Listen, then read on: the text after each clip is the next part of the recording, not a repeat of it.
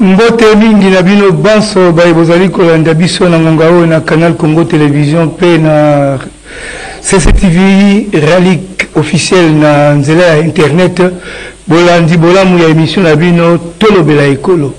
Tolobela ekolo ezali émission oyo tobongiseli bino mpona koteya bayimboka boyeba lolenge kani mbula mataya etambolaka lolenge kani mboka na biso ezali kotambola.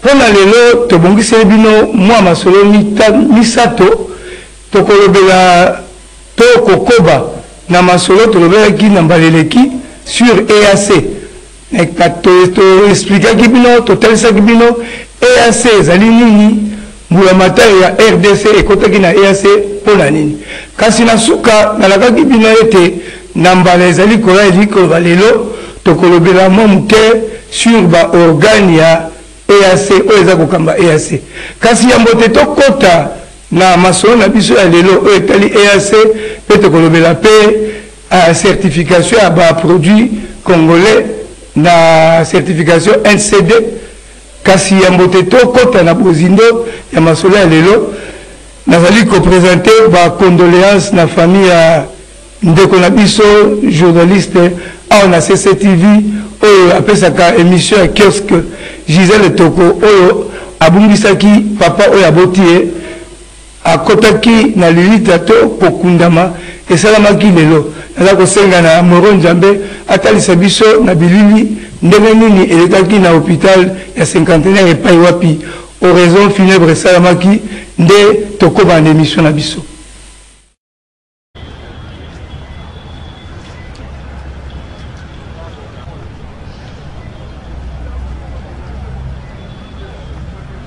J'aimerais que tu acclames pour le Seigneur. Nous allons prier pour laisser notre chemin entre les saintes mains de Dieu. Je te laisse conduire ma vie ce matin. Je te laisse diriger ma vie ce matin. Je disais, alors tu vas demander à Dieu, Seigneur, continue à me garder, continue à préserver ma vie. Et ces peuples ont écouté ta parole. Seigneur, regarde le cœur de ceux-là qui se répandent ce matin. Devienne leur guide, afin que tu deviennes Père Céleste, leur Seigneur et Sauveur. Je prie pour ce Père de gloire, ils prennent la décision ce matin de te suivre et de t'accepter comme Seigneur et Sauveur. Au de leur vie, garde-les, dirige-les, afin qu'ils ne perdent plus leur salut. Avec Père de gloire, en suivant tes prescriptions, en suivant tes principes, Seigneur, je prie afin qu'ils te donnent demain. Laisse que le chemin soit préservé, gardé par toi, que tes anges nous précèdent. C'est de cette même manière que nous allons rentrer. La paix et la joie sera notre partage. Juste les filles de Papa Gilles vont avancer ici. Apôtres, vous êtes bergers. Je vous prie d'avancer, entourés. Ils sont complètement orphelins. Papa est parti, maman est partie, et ils sont restés seuls. Mais nous pouvons ensemble confier ces enfants entre les saintes mains de Dieu. Vous pouvez juste rester là. Mettez-vous à genoux. Nous allons inviter, recommander leur vie entre les saintes mains de Dieu. Si vous êtes là, vous êtes pasteur, vous êtes Père Seigneur, écoute ensemble nos prières. Gloire à Dieu. Nous laissons la paix. Jésus-Christ, ce que nous vivons aujourd'hui, ô Dieu, c'est l'accomplissement de ta parole. Car toi, tu avais dit, comme l'a dit mon précieux pasteur, que tu es poussière et tu rentreras à la poussière. Une chose qui nous réjouit, Père, c'est que ton fils qui va rentrer dans le corps va rentrer dans la poussière, a cru en toi. Et nous sommes convaincus que maintenant tu l'as accueilli. Parce que toi tu as dit dans ta parole dans Jean 17:3 que or la vie éternelle, c'est qu'ils te connaissent toi le seul vrai Dieu et Jésus-Christ que toi tu as envoyé. Ton fils ici a connu Jésus-Christ. Et connaître Jésus-Christ, c'est marcher conformément à la façon que Jésus-Christ veut que toi tu marches. Mais lui, il a marché conformément à la façon que toi tu as dit à ton fils. Tu es le Dieu des orphelins. Tu vois ces enfants qui sont restés sans papa, sans maman. Mais nous savons une chose, oh Dieu, le véritable Père, c'est toi Seigneur Jésus-Christ. Le véritable conducteur, c'est toi Seigneur Jésus-Christ. C'est pourquoi nous te demandons maintenant, oh Dieu, que ta sainte colonne de feu, que ta sainte présence accompagne ces enfants chaque fois quand ils marchent, quand ils parlent, qu'ils parlent comme toi. Aide de leur Seigneur. Parce que toi, tu as dit, sans moi, vous ne pouvez absolument rien faire. C'est pourquoi, merveilleux Père Saint, nous te confions ces enfants. Tout esprit impur soit l'ennemi de leurs ennemis et l'adversaire de leurs adversaires. Seigneur Jésus-Christ, tu es Dieu et tu resteras toujours notre Dieu. Tu resteras toujours leur Dieu. Merci Père, car sans toi, ils ne pourront absolument rien faire. S'ils sont encore en vie jusqu'à cet instant, parce que toi, tu n'as pas encore terminé à œuvrer avec eux. Mais nous savons une chose, quand tu termineras à œuvrer avec eux, Seigneur Jésus-Christ, tu les prendras afin qu'ils soient là où toi tu es. Parce que tu as dit, je m'en vais vous préparer une place, afin que là où je serai, pour que vous aussi vous y soyez. Bénis ces enfants, Père. Tu es le Dieu qui ne change pas. Tu es le même hier, aujourd'hui et éternellement. Ce que tu as fait avec les enfants d'Israël dans le désert, tu les conduisais sous forme de colonnes de feu. Conduis aussi ces enfants, Seigneur, parce que ces enfants sont Israël spirituel, parce qu'ils ont cru au Dieu d'Israël. Merci Père Saint, tu es Dieu et tu resteras toujours notre Dieu. Nous qui sommes encore en vie, Père, garde-nous dans ta présence. Que ta colonne de feu nous accompagne toujours. Sois notre Dieu, nous voulons vraiment être des enfants. Ne nous compte pas nos manquements, ne nous compte pas nos faiblesses. Ne leur compte pas non plus leurs manquements, ni leurs faiblesses. Mais ce que nous te demandons encore une fois, Père, sois l'ennemi de leurs ennemis et l'adversaire de leurs adversaires. Merci Père, nous savons que toi, tu nous as exaucés, parce que toi tu as dit, tout ce que vous demanderez en mon nom, croyez que vous l'avez reçu et vous le verrez s'accomplir. Nous te demandons, ô Dieu, la protection éternelle pour ces enfants. Tout pour ta Tikate molimo ya papa Gilles Etoko Eya Mwanza epema na kimia nzambe wabokasi banso apesa makasi na baofele batikali nzambe alobi na makomi azali nzambe ya baveuve na baofele tika nzambe ayeba kobatela baofele oyo papa Gilles Etoko atiki tozokoba na émission na bino pona koyebisa bino ete mbala sima tobetaki masolo ya EAC na limbelaki bino EAC eyali nini azalaki na bino EAC ali lokola mboka moko oyo esangisi bikolo mwambe bozali komona na bilili oyo eza drapeau ya EAC esangisi bikolo mwambe lokola Kenya eza na Uganda nde bomoni na bilili eza na Kenya eza na Uganda eza na Tanzania eza na Rwanda nde boza komona Burundi Soudan du Sud République démocratique du Congo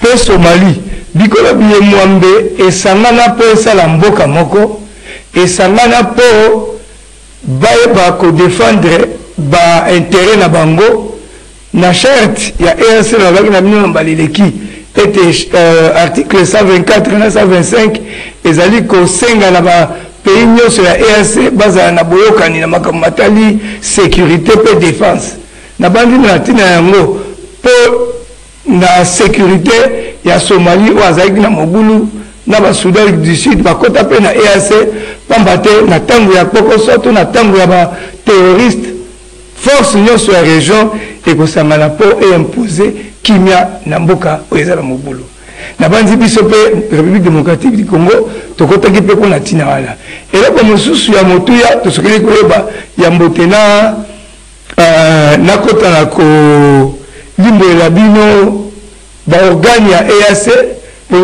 bofeli koyeba ete EACP na 2013 balakaki kolanse monnaie unique na bandi nsima ya koexplike baorgane ya EAC tolobela mpe mwa moke monnaie unique EAC ali composé na baorgane na tali mpona kotalisa bino esengeli kosimba eza na baorgane mitano organe ya yambo yali oyo babengi na lopoto sommet des chefs d'État. Et Tongato Lisanga, Ozo Sangisa, Bakonzi, ya Bikolo Oyo, et Sangisi EAC, président de la République, Bakuta la sommet ordinaire, Mbalamoko, Namvula Moko, ou bien sommet extraordinaire, ceux qui pays moko ont la difficulté, Bakuta la rande, la bilili. Organe la mi conseil des ministres. Conseil des ministres peut écoute Bakuta la ka, Mbalamoko Namvula, Mbalamingi, Yambote sommet à chef d'État et Salama. Conseil des ministres, il y a un pays à EACP Basanganaka. Si ma conseil des ministres, tu appelles un secrétaire général, Ozo Kamba EAC. C'est à part secrétaire général plutôt, tu as appelé l'Assemblée législative, il y a EAC. Ozo le Parlement et Sangisi, pas parlementaire, il y a un pays, nous sommes on a tangi. Pour la Kotia Mibeko, Ozo Sengeli, vous allez exécuter dans le pays. Nous sommes dans la carte EAC. Organe Yasuka et Ali, tribunal de l'Afrique de l'Est ou tribunal de EAC. Et Ali on a pour exécuter la loi où ils ont voté dans l'Assemblée générale et dans l'Assemblée législative. Et puis, qu'on tranche le problème dans la carte EAC. Nous avons qui est l'équipe de Sanza, République démocratique du Congo et Fundaki Rwanda, dans le tribunal. Il y a EAC pour Bassambisa et Pambate, Biko mi balé koki kobundate na kati ya EAC. EAC ali mboka moko ndenge nauti kotal Sabino. Nauti Sabino organe ozo kamba EAC, à part organe EAC zape na institution, oza kotal makambo tali lokola douane. Kolongola ba frère à douane, makambotali facilitation d'échanges commerciaux, makambotali éducation, makambotali intégration, makambotali ba passeport, ba permis de conduire. Donc les institutions ébélées à part l'organe 5 qui a miné non atangeli ndakisa le kola sommet à la chef d'État, conseil des ministres, secrétariat, assemblée législative, na tribunal ya EAC. Sikoyo, na 2013, Yambote, na 2013, EAC ezalaki na bikolo mitano. Rwanda, Burundi, Uganda, Tanzanie na Kenya. Ba bikolo mitano wana na tangu, tokomaki na 2013, bakanaki kotia monnaie unique. Ezala na mosolo moko esengeli koliama na bikolo nyonso mitano wana. Oyo kozomona na bilili eko nde alaki monnaie oyo EAC alingaki kolanse ntango bazalaki bikolo mitano na 2013 na ntango wana Soudan du Sud akotaki nanu te, RDC mpe ekotaki nanu te, Somalie ekotaki nanu te. Ntango bazalaki mitano ezalaki te mbongo oyo eliama à partir ya 2024 na janvier, donc 10 ans plus tard. Kasi pokozo ekoti na bokoti ya RDC, na bokoti ya Soudan, na bokoti ya Somalie, quantité à mbongo oyo bakoki imprimer pour la 5 pays, eza lisusu bongo te. Et pour ça, on a imprimé belé pamba te, RDC eza na plus de 100 millions d'habitants. Neti na nango EAC va projeter, to ba poussi kolia monnaie unique na 2031. Donc eko oyo boza komona eko comme opérationnel na 2031 comme monnaie unique na kati ya EAC. Bikolo nyonso mwambe oyo ekolia mbongo oyo. Na bazi mpona oyo etali EAC, sima na biso kotalisa bino EAC ezali nini, tokotaki mpona nini, baorgane ya EAC ezali nini, bainstitution ya EAC ezali nini, na monnaie unique. Tosolaki na bayimboka pamba te na bokoti ya RDC na EAC, idéal to oyo biso tokanisaki na bokoti etumba oyo eza na moni na mboka esengelaki esila mbala moko. Kasi tomoni ete malgré tokotaki na EAC baforce nyonso ya région soki ayaki réellement kosunga FARDC na moni na mboka, armée ya mboka moko Rwanda ekoki koresiste te. Kasi tososoli ete complot ezali on dirait na niveau international. Nde totumi na bayimboka ndenge tozali boye tobima na biso na EAC yango papamba te eloko tokendaki tolukaki ntango mosusu tozwi te toyingela kaka na kati ya EAC wana. Boyoka bayimboka bakanisaki to bapesaki yana na mituna oyo. Il plaide en faveur du Burundi. Les présidents tanzaniens John Magufuli et ougandais Yoweri Museveni ont demandé la levée des sanctions de l'Union européenne contre le Burundi. C'était lors du 18e sommet ordinaire des chefs d'État et de gouvernement des pays de la communauté est-africaine le 20 mai à Dar es Salaam en Tanzanie. Un appel lancé devant les 4 autres pays membres de la communauté est-africaine, à savoir le Kenya, le Soudan du Sud, le Rwanda et le Burundi. Ngai na loba boye Congolais, il faut comprendre que bolingo ya mboka pe kobundela mboka eza nanu devoir to obligation ya bana mboka. Alors organisation ya EAC avec la situation actuelle on ngai, si le Congo doit rester libre, il faut alongwa na babiloko wana pour que de l'intérieur, donc à l'interne, to sangana pe to défendre ekolo na biso parce que ekolo eza ya biso ba Congolais to kanisa te que ba mususu bakoya ko ba bundela biso to ba garder les biso unité nationale. Non, pour na ko garder unité nationale pe bolingo ya ekolo oyo ba bengi na lopoto patriotisme eza na nous devoir to obligation ya bana mboka. Le gouvernement ou les dirigeants, il faut bailler parce que tout doit d'abord, la force doit venir de l'intérieur pour aider Malibanda. Mutumussu pour aider biso, il faut amona nanu oyo biso tozo pesa, oyo biso toza na ngopona ko battre la école na biso. Soki biso toza na elo côté et que tozo kendeka et pas batumussu faisait sinati. Donc rester dans l'EAC, ça nous apportera presque rien. Et qu'on peut s'habituer à nos côté ya malonga. Or, ceux qui doivent s'organiser entre biso de l'interne, donc qui kozala na force ya makasi ya ko garder unité nationale pe mboka na biso etikala moko ndenge ezalaka yo bana. Vina sur EAC. Totikala kaka ou bien tolongwa? Non, tolongwa. Parce que le pays membre, il va être membre à EAC. La mort a condamné le Rwanda. C'est comme si ce sont des mèches avec eux. Donc, tolongwa. Merci. Ok. Bon, Abanda. Alors, Biboy. Il y a cette côté qui. Pour que ceux qui les camboyés les bis. Ceux qui les camboyés les mboka musus. Parmi bamboka nyoswana 8. Tomi sangisa tokote la mboka wana pona ko défendre l'intérêt ya mboka wana pe na belé na yi. Mais siko yoyo bikambo biso. Rwanda azobondisa biso. Namu oui aza lokola mutu moko azo jouer double jeu parce que nazo mon importance na yete. Pona ngai pe pona ba Congolais nyos il faut tolongwa na IAC wana. Même nazo le bawa mokonzambo kazo yokangai azo mona ngai. Il faut kolongwa na biloko wana. Pona moni bamboka ebele lokola na oyo nani oyo mwana oyo kapiteno alongo na babiloko ebele amipesi epai ya Poutine wana mboka na ye eza na kimia. Chaque jour tozolala te bato bazokufa millions ya bato bazokima mais tozokangama na IAC pour faire quoi? Merci beaucoup monsieur le journaliste pour la question. Au matin na EAC, est-ce que ça a avantage pour la RDC? Plus précisément encore par rapport à la guerre à Est. Il y a des dégâts dans mon collègue.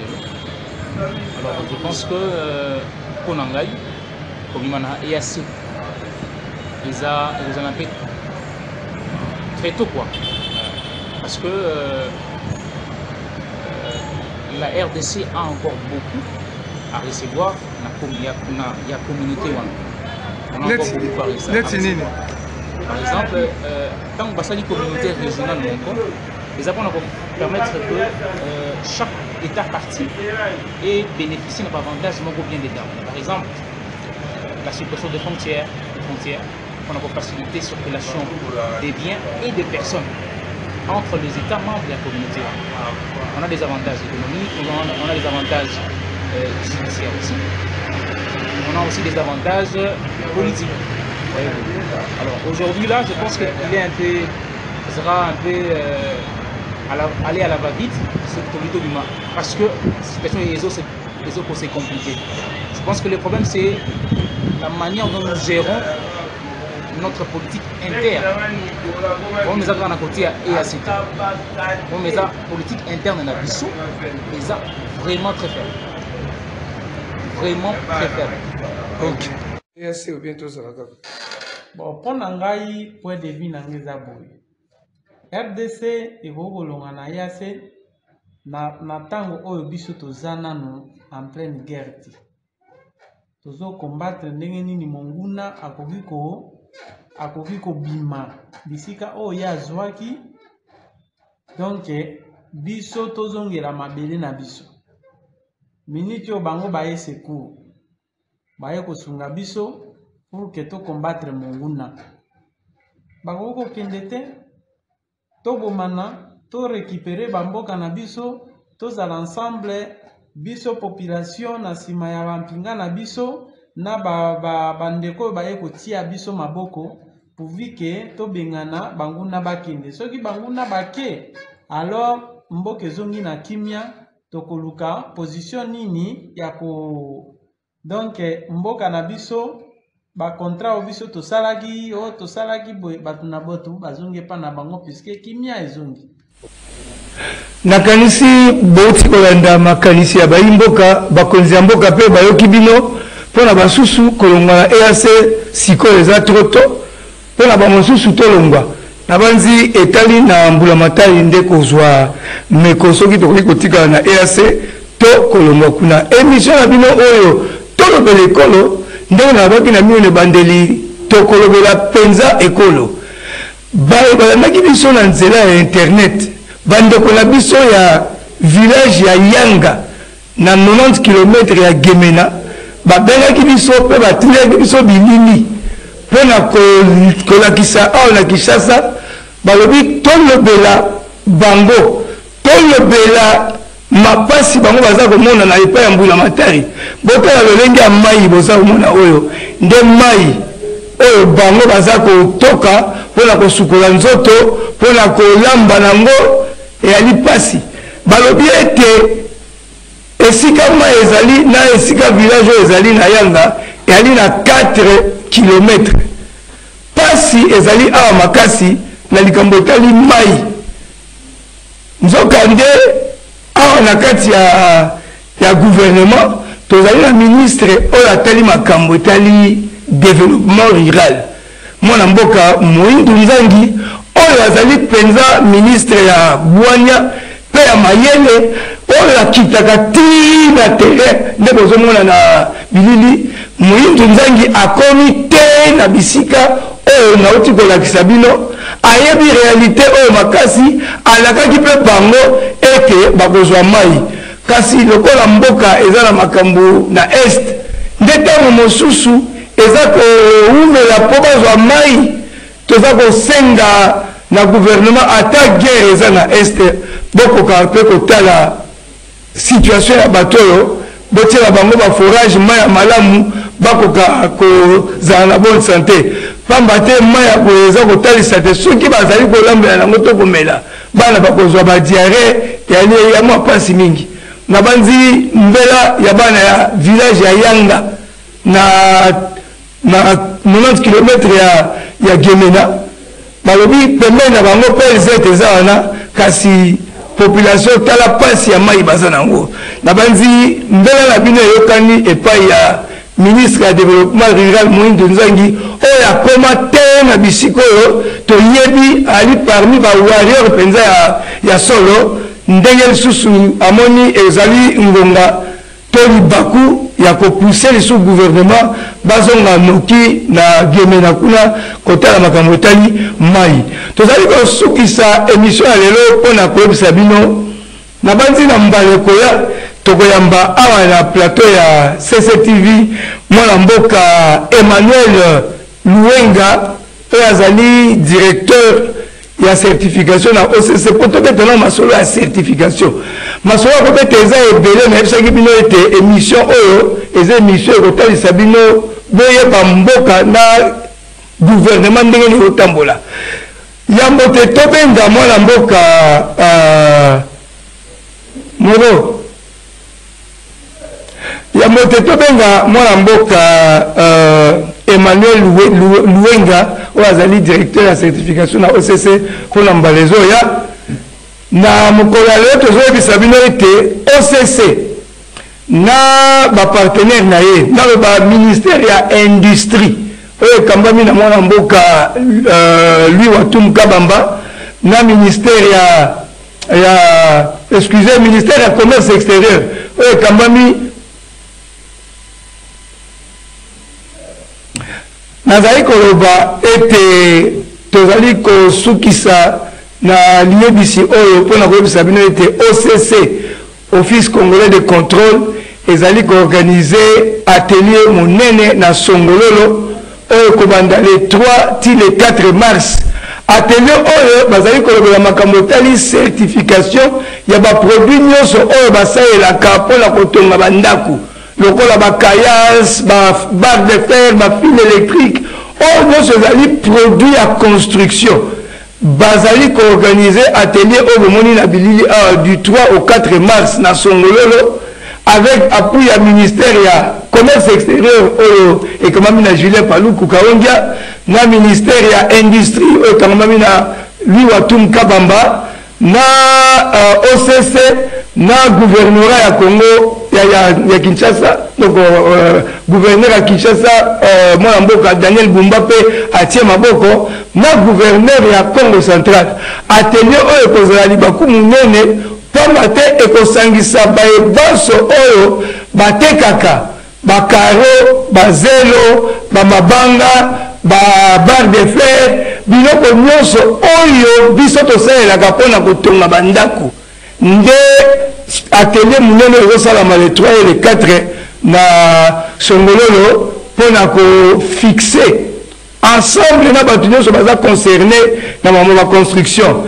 na organe ya contrôle bango nyonso bakokutana mpona kovanda esika moko kodétermine banorme ya certification ya baproduit ya construction oyo babengi certification NCD elingi oyo banorme Congo démocratique yango ekoyeba kokesenisa barre de fer mabele to fil électrique oyo euti na RDC soki par exemple ebimi libanda to esalami awa na banzi na bozindo mpenza tokoyamba mwana mboka Emmanuel Wenga na émission eza koya po ayebisa biso na bozindo mpenza makambo ya certification ya baproduit made in Congo basali balingi batia yango mpona nini na mbala ekoya nsima oyo nyonso azali concerné na makambo tali construction yeba te baproduit nyonso oyo etali construction ekozala na banorme avetekama ekozala mpe na contrôle donc mpona kosala babarre de fer biloko nyonso wana eya exigence ya OCC to exigence ya l'état il faut ezala na norme boye mpona koteka yango mpe faut respecter orme atata norme ntango oyo osala mpe bacontrôle ekorespecte banorme nde nalobi na bandi na bozindo tokobenga mwana mboka nde nalobi Emmanuel Luwenga na mbalezo ya nazosenga na numero nzambe atiela biso extrait moke ya communiqué yango. Professionnels du secteur de la construction et des travaux publics en RDC, un événement majeur vous attend. L'Office congolais de contrôle, OCC, organise un atelier sur la certification, NCD, du 03 au 4 mars 2025 à Songololo, Congo central. Sous le haut patronage du ministère de l'Industrie, du ministère du Commerce, de l'entreprise Vidré, de la province Congo centrale et de la ville-province de Kinshasa, avec la participation active du département de certification et de contrôle de la production locale, cet atelier vise à renforcer les normes pour des infrastructures durables et sûres.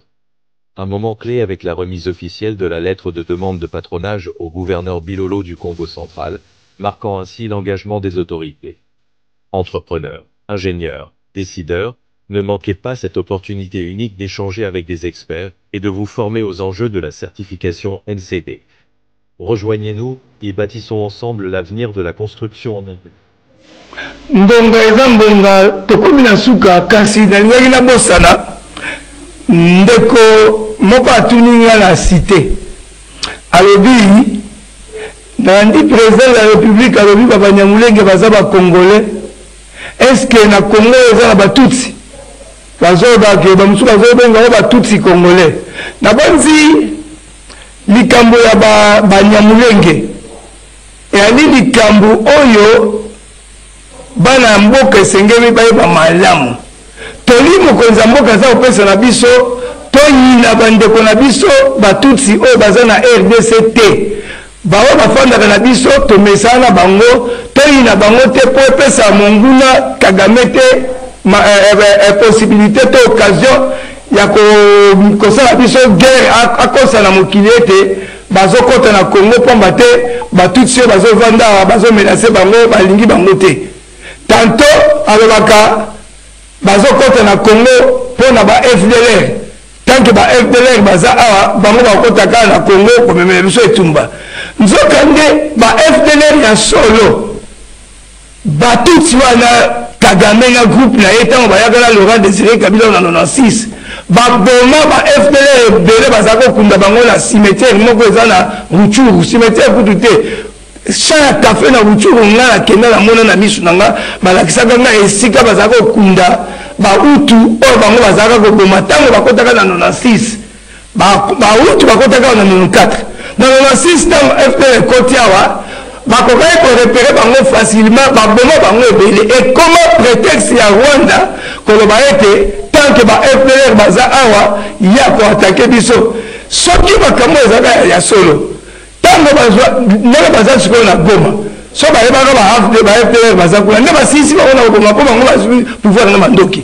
eloko eza ya solo soko okei na Brazzaville olingi oluka esika ba Rwandais baza o baza na Kintele arena bango yebani babenga yango Rwanda kasi ba FDLR so oke na este bana tante ke okana bango yango po soki ya solo bazalaka na kanke kaka ba FDLR yango ndenge Rwanda kotaka na mboka na bapinga na ende bakenda koboma bango donc babanyamulenge mpona kosukisa tovanda na mboka oyo na barwandais totanga na barwandais classe moko problème ezali nini constitution na biso to code de la famille ya Congo eloba mwana nyonso oyo abotami na RDC azali congolais totala ndakisa barwandais oyo balongwa Rwanda na ba 1950 baya kovanda na Goma baya kovanda na Rutshuru baya kovanda na Masisi ba oyo balongwa banda ba ane 40-50 bango wana te babanyamulenge wana ali totoke kobenga batutsi congolais sadi tutsi oyo abotama na Congo akoli mpe na Congo bango wana nde mokonzi ya mboka azoloba eza na babanyamulenge oyo bakufi mpona mboka na kati ya mapinga na biso eza na babanyamulenge oyo babundeli mpe Congo bakufi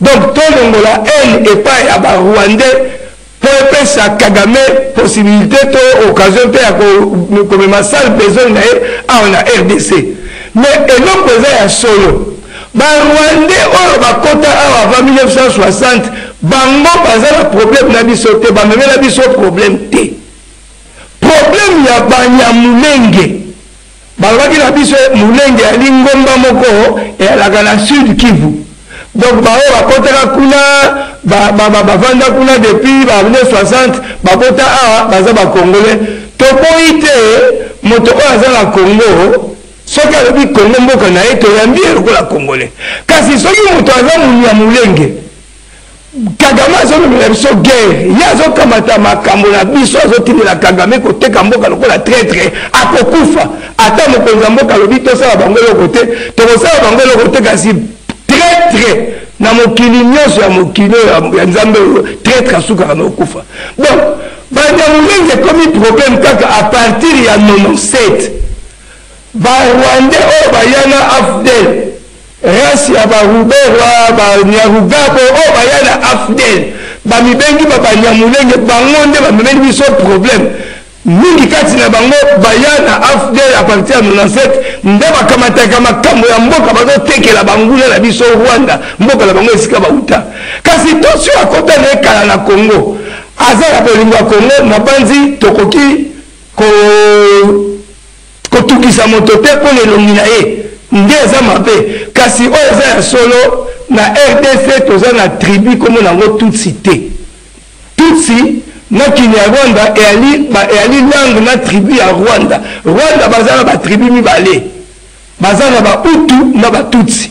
Na RDC na 450 tribus la biso toza tribu moko Tutsi te. Donc tango balobaka ba Tutsi congolais eyali lokola kotiola te kasi kolakisa ke Tutsi oyo abotami na Kinshasa ali d'origine rwandaise.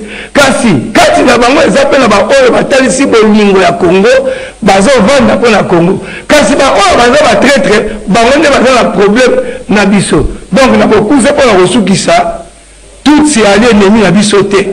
D'abord Congolais aza na culture ya kokoma batu te, ya kosala kokata batu bamachete. Biso aza na culture wana te tomesana kovanda na bapaya.